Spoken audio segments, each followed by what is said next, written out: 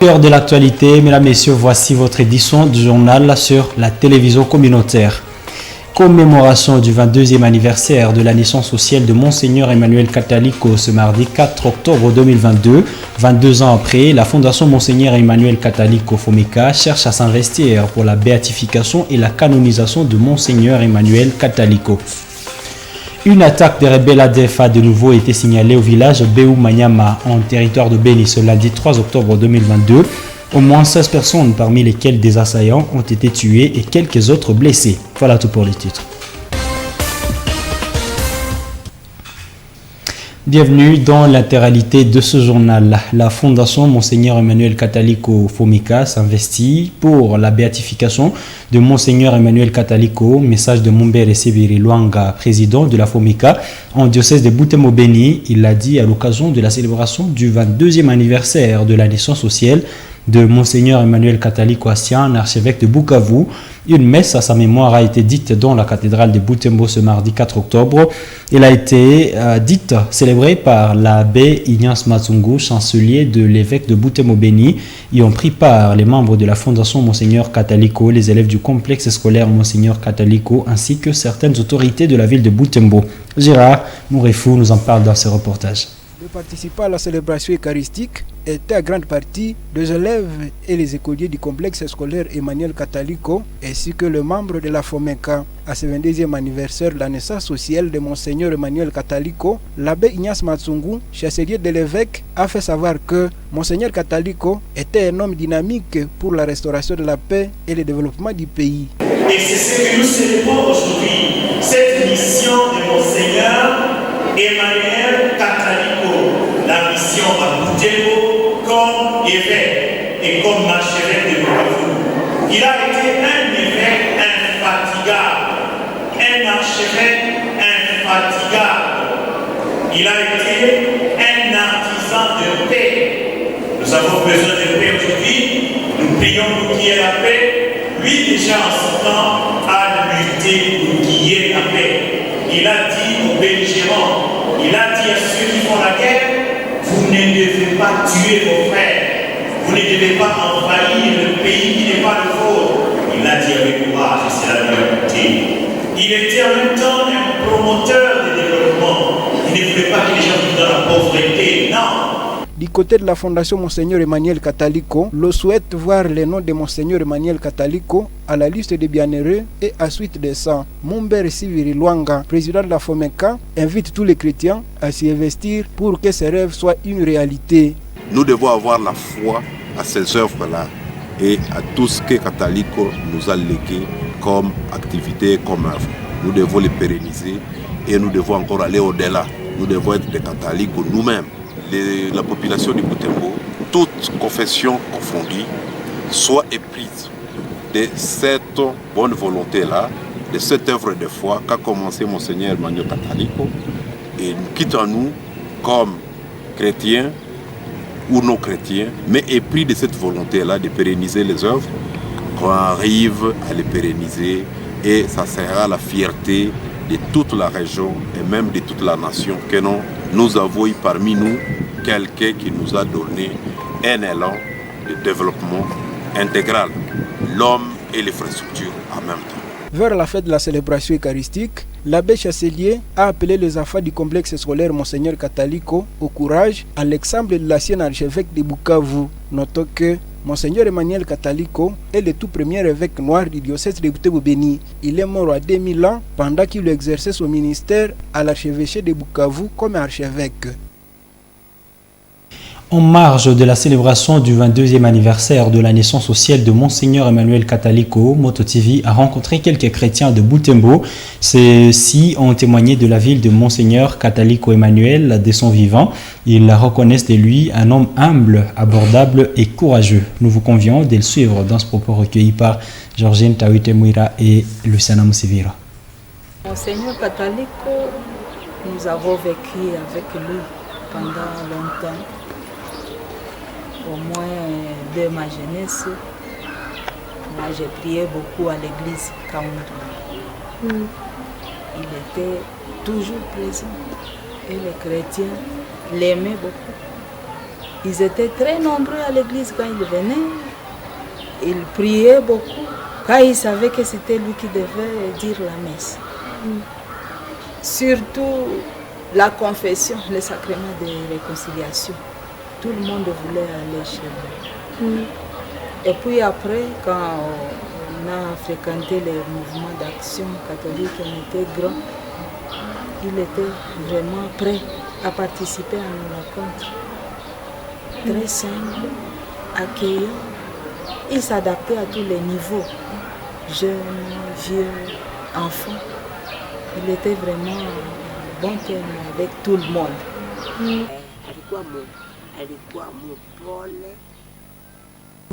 Feu Kataliko était un homme simple, humble. Aussi, il aimait les gens. Il aidait les personnes vulnérables. Il écoutait tout le monde. Des qualités que nous avons senties chez lui, il a été un homme honnête. Un prophète parce qu'il savait dénoncer le mal et dire la vérité. Vraiment, c'est une qualité que moi-même j'ai reçue de lui. Une prédication, autre homme dans la situation que nous traversons aujourd'hui. C'est pas facile d'avoir des hommes capables de dénoncer le mal. Parce qu'aujourd'hui, si vous comprenez avec moi, il y a une tendance où les hommes sont derrière les antivaleurs plutôt que d'être derrière les valeurs. Moi je me dis vraiment, ça j'ai reçu de notre cher archevêque, d'heureuse mémoire, qui a su dénoncer le mal, dire non, attention, et à tout le monde, pas seulement aux hommes de sa société, seulement de son obédience, mais aussi aux hommes politiques. Il a été un homme simple. Son humilité, vraiment, c'était une humilité qui pouvait nous détruire quelque part. Parce que quand vous le trouvez chez lui, il pouvait être un homme qui se promène simplement, saluer à tout le monde, qui pouvait même se promener à Radincourt, et vous pensez que c'est la sentinelle même de là. Mais alors qu'en réalité, c'est notre cher pasteur, un homme pour nous cher, et qui pouvait se vêtir d'une autorité mondaine, comme ce que certains de nos politiciens font. Mais il était un pasteur qui vraiment auprès de lui, on sent que même la brebis sent l'odeur de son pasteur. Autrement dit, comme le disent les Saintes Écritures, c'était un bon pasteur. Ce que nous avons retenu est que Monseigneur Kataliko, partant de ses œuvres, nous le prenons souvent comme mentor.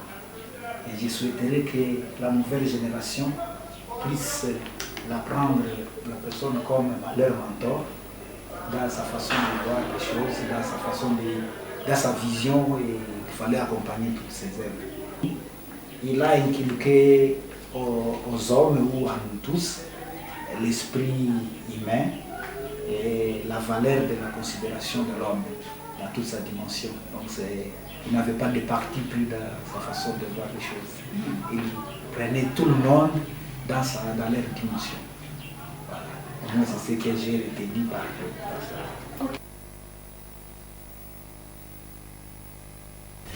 Tournons la page pour parler sécurité. 10 personnes blessées, dont 3 qui se trouvent dans un état critique qui poursuivent des soins appropriés aux cliniques universitaires du Graben à l'horizon. C'est le bilan de l'explosion d'une bombe artisanale survenue en commune Kimemi, dans le sud de la ville de Butembo. C'était dans la soirée de lundi 3 octobre 2022. Suivez ces reportages de mon nom Pédi Mazinkele pour d'amples détails. Le drame est survenu dans cette salle de projection de films fonctionnant à Busenzera, au quartier Butsundo, dans le sud de la ville de Butembo. Environ une centaine de personnes y regardaient un film dans la soirée comme d'habitude. Soudain, vers 18h, une mine artisanale installée par les inconnus a explosé.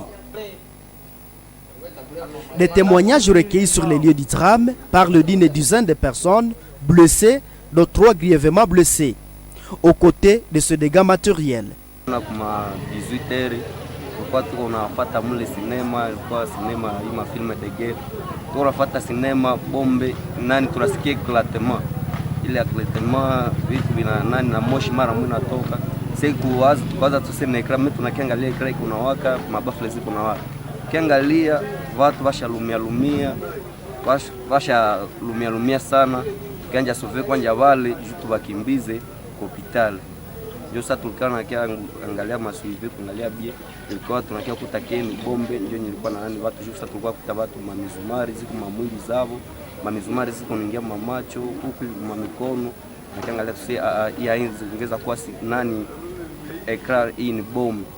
Ndio sasa tulikuwa na nani security ilifika hapa na wao wakiangalia nani na wao wakiafanya pasu, wakiangalia wakisema sasa hii ni bombe artisanal. Jo ile nani ikikuwa pale vile. Sasa ile platinum kuwaka kwanja, hogi na kuwaka mwili unaanguka kwanja ile spray ya nani unastuka. Ndio tulistukaka sana, tuangalia vya sasa hivi vinakuwa mweneo yetu na vya vile viweka kwa mweneo. Ulikuwa mwangapi? Mole sine na kwa watu wa mingi sana. Na zile Masai na kwa watu wanakuwa naingia gratuitement ile maere ma 18h. Watu wanaingia gratuitement njoo wapetiwe havana malari wote wanaingia kamule. Monendi kala mule. Alors zile masaa hawezi za kutembea watu walikuwa mingi sana. Début septembre dernier, une autre bombe artisanale a explosé à ville de Butembo faisant 3 blessés. Elle était piégée au bureau administratif de la commune de Boulenguera. Suite à cet incident, les autorités locales avaient annoncé contrôle des mouvements de la population aux places publiques et lieux stratégiques de la ville.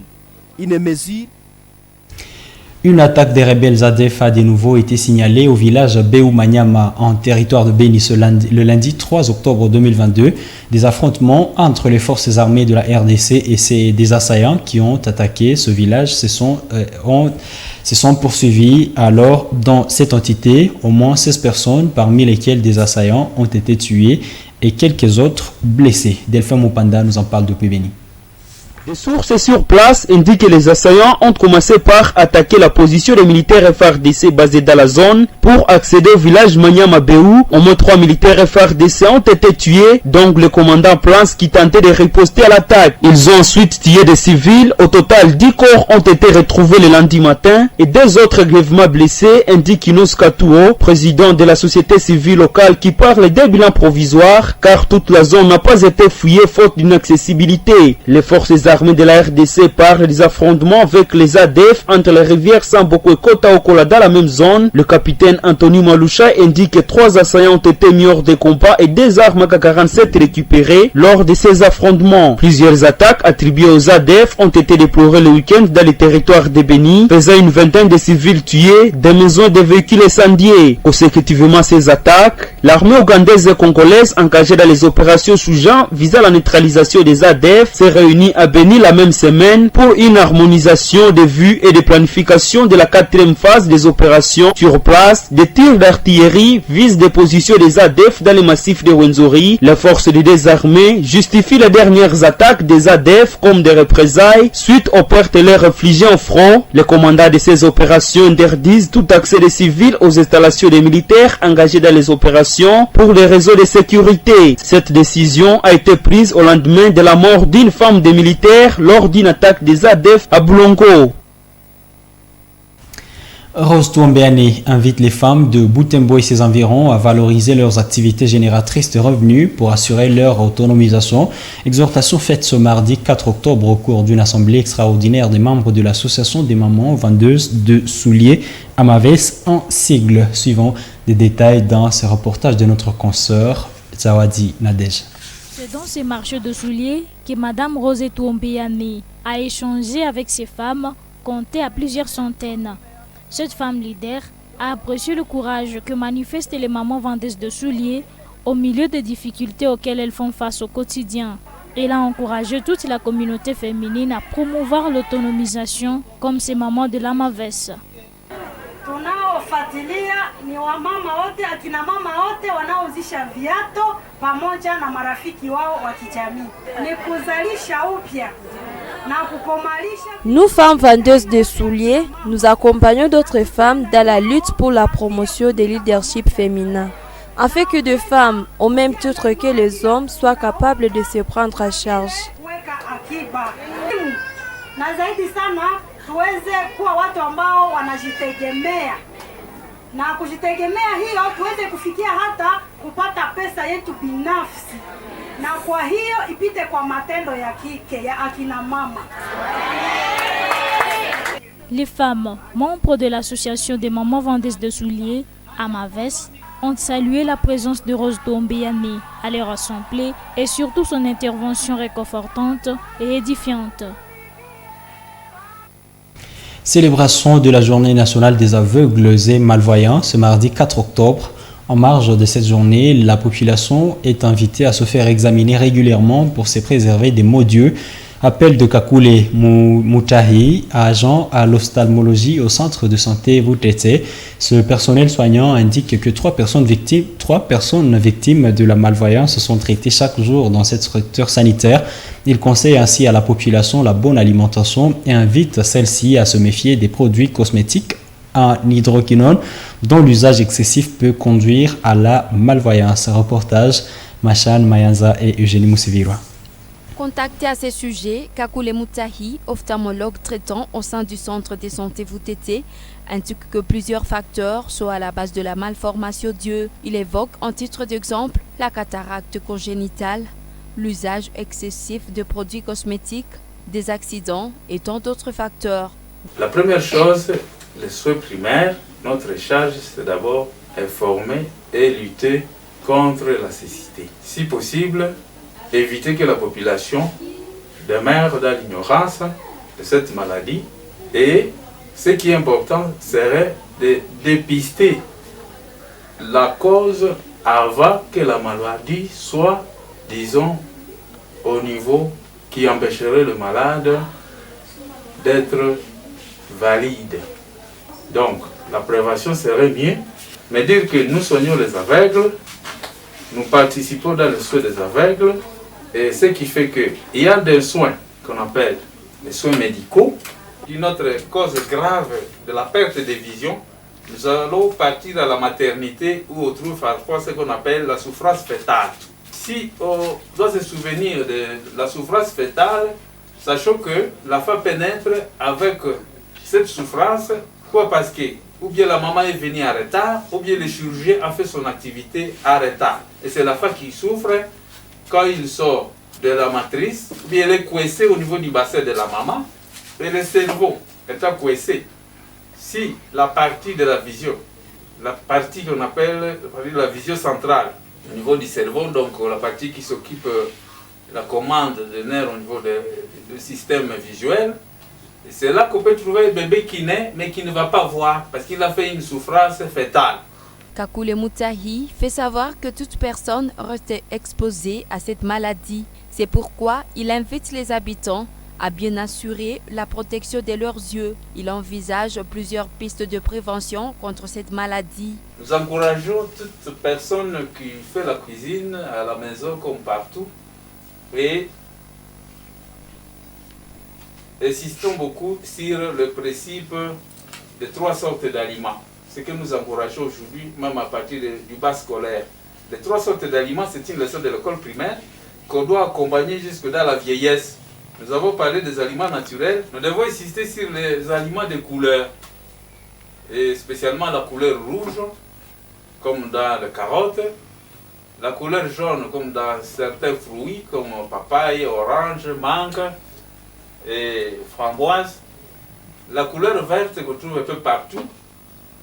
Et ce qui est devenu un défi aujourd'hui, c'est que la fête se termine parfois sans avoir trouvé ces couleurs sur la table. Nos fêtes devaient normalement comporter beaucoup de couleurs pour encourager les jeunes filles et jeunes garçons à préparer leur bonne descendance pour des enfants qui naîtront avec de beaux organes de vision. La Journée nationale des aveugles et malvoyants était cadre de défense des droits des victimes de cette maladie en visant leur promotion et leur intégration dans la société.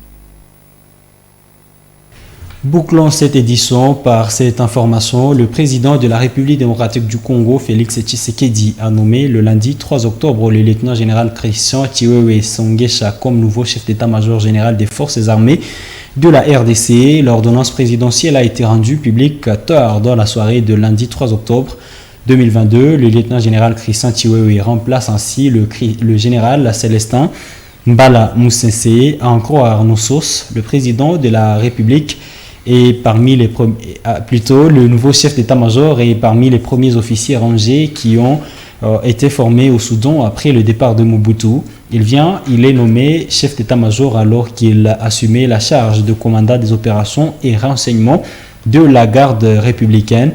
Suivez un extrait de l'arrêté présidentiel portant nomination dans cette lecture de Tina Salama, porte-parole adjointe du chef de l'État. Extrait choisi pour vous par Isabelle Wangaïmouk.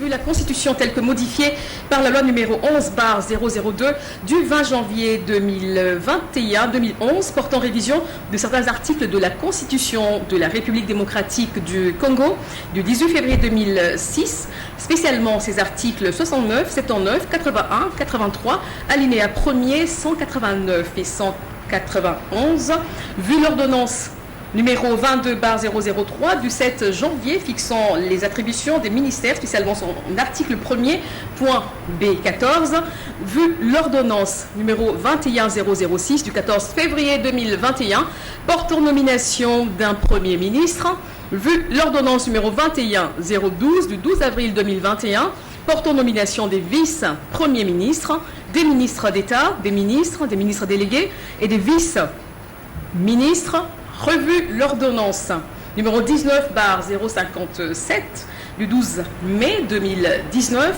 portant nomination du chef d'état-major général des forces armées de la République démocratique du Congo, vu la nécessité et l'urgence, sur proposition du gouvernement, le Conseil supérieur de la défense entendu ordonne. Article 1er. Est nommé chef d'état-major général des forces armées de la République démocratique du Congo le lieutenant général Chiwewe Songeza Christian, matricule 1 68 98 22 122 60. Article 2. Sont abrogées toutes les dispositions antérieures contraires à la présente ordonnance. Article 3. Le Premier ministre et le ministre de la Défense nationale et anciens combattants sont chargés, chacun en ce qui le concerne, de l'exécution de la présente ordonnance qui sort ses effets à la date de sa signature. Fait à Kinshasa le 3 octobre 2022, Félix Antoine Tshisekedi Tshilombo, Jean-Michel Sama Lukonde Kyenge, Premier ministre, pour copie certifiée conforme à l'original, le 3 octobre 2022, le cabinet du président de la République, Guilain Mbongwizia, directeur de cabinet. Et nous sommes pratiquement à la fin de cette édition du journal sur Moto TV. Merci à vous de l'avoir regardé. Au revoir.